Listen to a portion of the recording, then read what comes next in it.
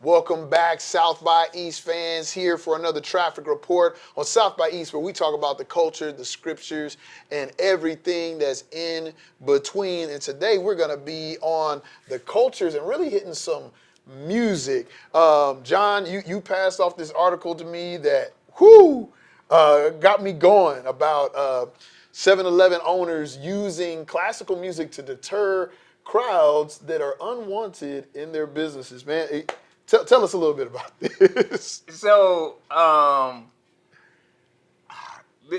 sometimes things are comical and they're not comical at the same time. You laugh so you don't cry. Yes. And so 7-Eleven discovered, hey man, if we can use classical music, it would be a deterrent, right? And they played us around buildings, different things of this nature.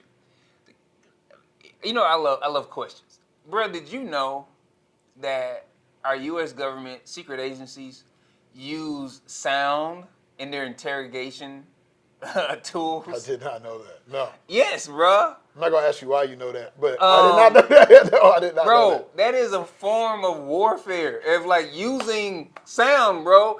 And so Ooh. it's one of the tactics used. And so when you think about a situation like this, right? And they're saying, well, we got this problem, right? We got people that are, here's what it really is, right? They were talking about our unsheltered brothers and sisters hanging around convenience stores. They were having some problems with crime. And they say, well, we know what we're going to come up with. We're going to just blast them out all times of the night, all times of the day, around the clock with this classical music. We're going to actually use guerrilla warfare tactics on our brothers and sisters living Torture. Yeah, yes. Torture. And you know what? And then not only that, other businesses gonna look at it and be like, you know what? That's the thing to do. You know what that reminds me of? Slavery. You know, and I'm like, this man, is good for business. Like, man, that is effective. I wish I thought of that, but it's all right. I could be an early adopter. You know what really helps this cotton move? Slaves. That's what helps this cotton move. Slaves. You know, like in the U.S., its number one export at that time was cotton. And I'm like, man, we repeat the same mistakes over and over again. And I'm like, fam, hey, maybe working with the local community to ask some more questions and develop some real true solutions that don't torture people may be the way to go. Maybe.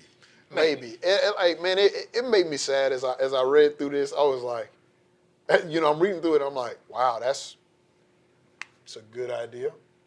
It's an effective idea. And at the same time, I was like, man, this makes me sad. So I'm a cellist, got a bachelor's degree in classical cello. Use it in my music, my albums, and so I played in a lot of orchestras. And I have a love for classical music. I enjoy it. There's all sorts of studies around classical music helping your brains develop in children. I got this love for classical music, but classical music is not culturally relevant for the majority of culture today, which is why it works so well as a deterrent. And so as I'm watching this, I'm like, for one, the thing is also, part of the reason the classical music is not culturally relevant is because classical music is steeped in, warning, trigger word for some of us, white supremacy. Classical music was used as a tool to separate the haves from the have-nots. And as it developed throughout other countries, it then became an academic or a scholarly practice to learn about and replicate and create new classical music. And so there's a big disconnect, unless you grew up on Looney Tunes, between Beethoven and the average brother on the street. So some of our episodes bleed together. One of our previous episodes, we discussed school field trips. And I laughed because Brail was making this case of how instructional school field trips can be. Mm-hmm.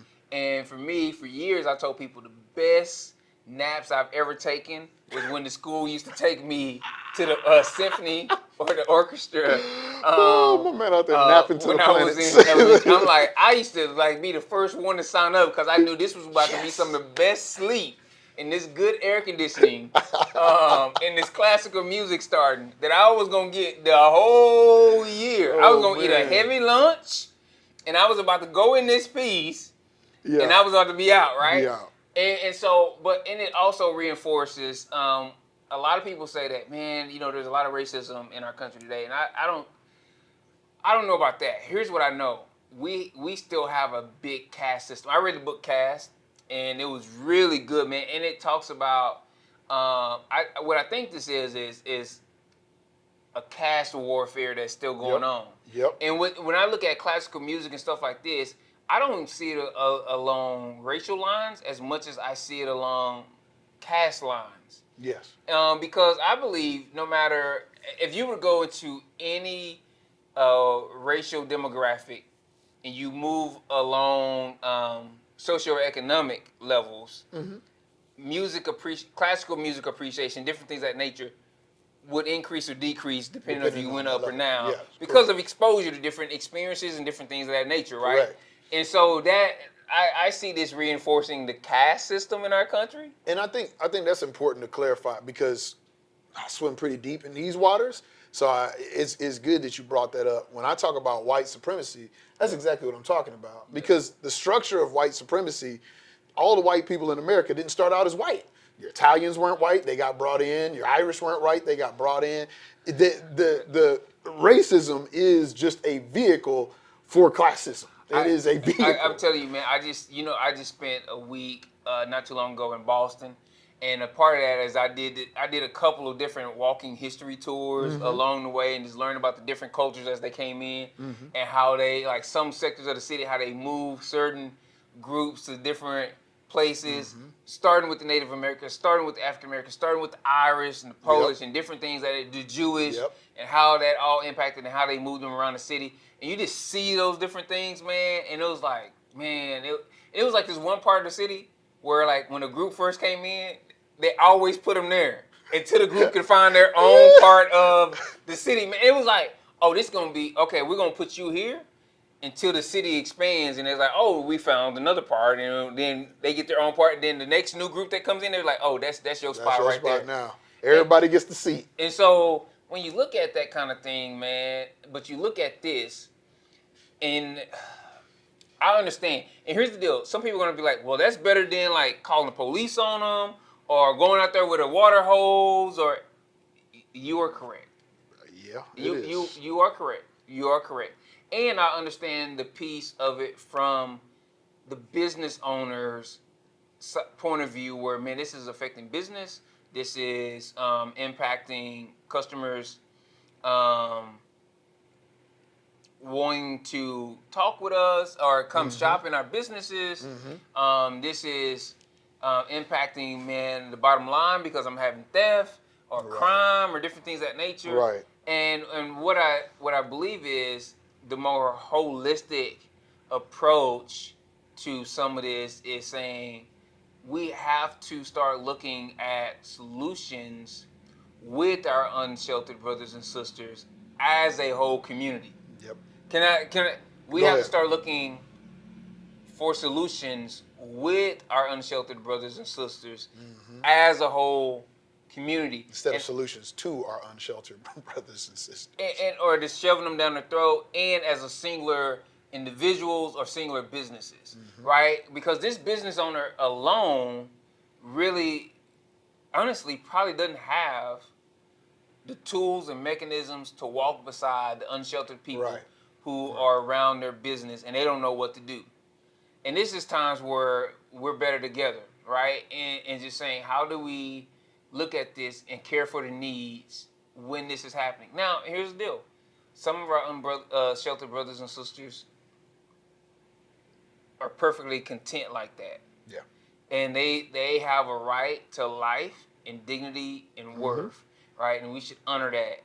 And then we have to talk around, okay, for those who have other needs that want something different, how do we walk with them in a way that is humane? Look, I see my friends in the animal rights camp that will fight for the rights and how animals are treated in such a way that is just over the top great. And I think sometimes we miss that though when it comes to human beings. Yeah.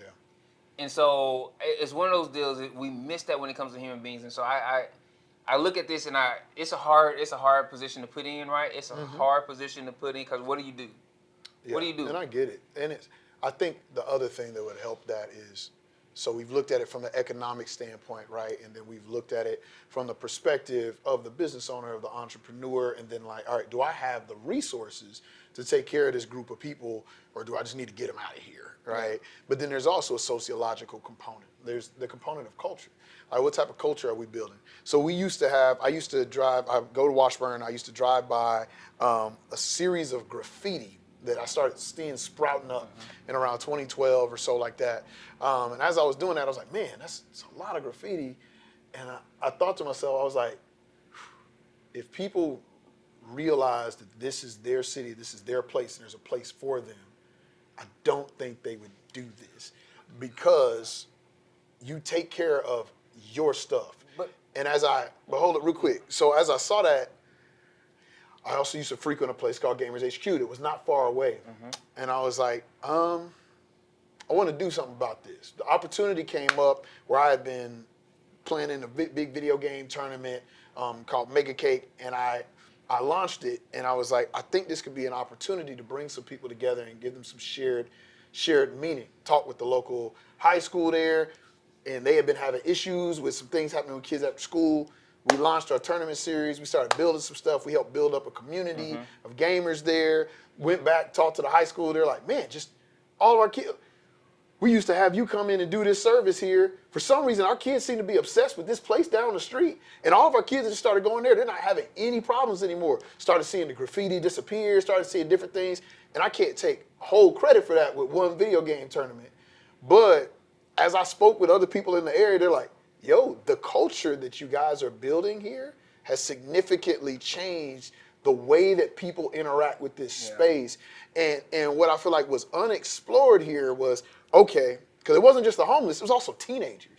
And it was like, what culture could we build that actually turns these teenagers into customers? Or a culture that allows for these teenagers to have a space here, or for them to realize, like, maybe this isn't the best place for me, but without going to war with them, having them see, like, oh, this place is a spot for this.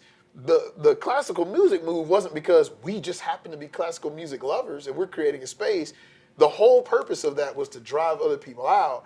And I feel like we come to more holistic solutions. We think more holistically when we start thinking about what this culture should be as opposed to what we should be against. Yeah, so I want, like, I have that travel bug. And Trisha has hinted at letting me take some fellas with me to Miami.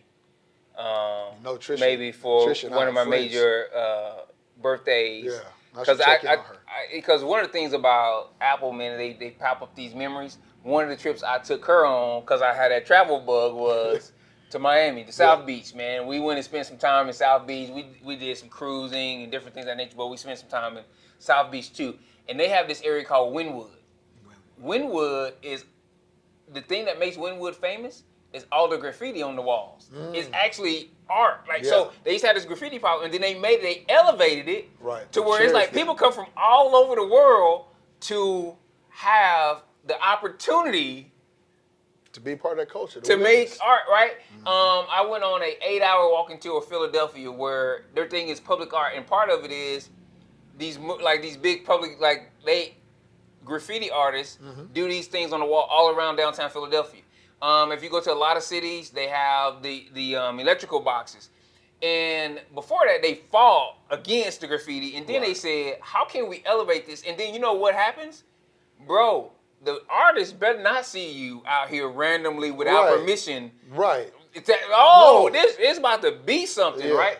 And so that is, like, I always feel like the best way to cure something is to get the culture to elevate into take something to a certain place, to where it becomes a privilege. Yeah. And then they gain the value and worth from it, and then they really set the tone, and it changes it. And so I've seen that in so many cities, and I think we need to take that approach to more things, right?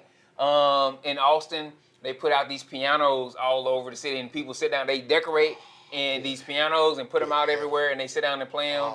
You go to, man, like, and so they have these concerts. Like, it's a certain time of year where they have it's all like, they decorate these pianos and put them out all over the city, and people just sit down and just have these impromptu concerts and just play piano everywhere, man. So fire. And so I just think we are creative beings, and we don't utilize it enough when it comes to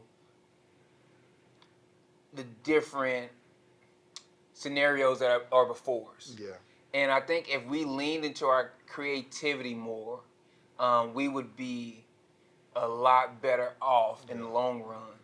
And so that's what I want to fight for. I believe, and here's the deal, I actually do believe that this music idea was a creative solution. Yep. And I feel like but it was from the perspective of destruction versus construction. And I feel like that's the difference, right? Is this purpose of this to build something or to push something away? Yeah, and I believe there's a way to elevate that. And here's the deal, right? Of, like, you say you're a celloist, right? And you got exposed to that at an early age. And I feel like, man, we got to start looking at that and looking at, how do we get this before? Yep. How do we bring this in? And even within that community, like, man, how do we get them to embrace some of these different things? Well, and that's why, so we just did a mental health concert. And after you sent me this article, and I had just had a conversation with someone, I was like, I'm going to play cello on the concert. I didn't need to. I was like, it's another thing to plug up and look out for. But I was like, I'm going to play cello on the concert. I got cello on the album. I just didn't feel like I wanted to lug that around at the concert. But the night before you had sent me this article, I had gotten a text from a young lady who's African-American cellist, and she was like, I'm trying to build a culture for African Americans because there's so few of us represented in this space. She was a high schooler, and I was like, and like her teacher was my former teacher and had sent it to me because she was like, can you help her see how to do this? And I was like, then I read this article. I was like, I need to go play cello at this concert because I want people to see and be exposed to to the way that culture can blend together and create a new space for people. And we involve cello in our worship on Sundays. Yep, we do. Man, and for the same reason, music in Spanish. In Spanish. And we do that, right? Because and my kids are young, and over the years they've been exposed to that constantly, right? And and then it's one of the things where they went from kind of like almost mocking as they heard things to now like, hey, how to say this in this language? How like asking those questions, but it takes the continued exposure to realize this is not something to mock at. This is not a token deal. Right. This is to celebrate. It's a part of our culture. This is a part of our culture, right? And now it gets elevated and lifted. And I think that's where we're at on this. Now, on crime and different things of that nature, I think we have to make sure that our methods match our values. Yeah. I agree with that. And so I think those are things that we have to continue to look at. So that's where we're at on this episode of South by East podcast. It's always complicated. If you have any nice and easy solutions, you can go ahead and throw those away because most of the time they just don't work and don't fit. And so that's not the world we live in. And a lot of times you don't get to come to a nice, easy conclusion and solution. And it's a continual work in progress toward dignifying those in which we live amongst. Hey, we'll see you next time in the intersection.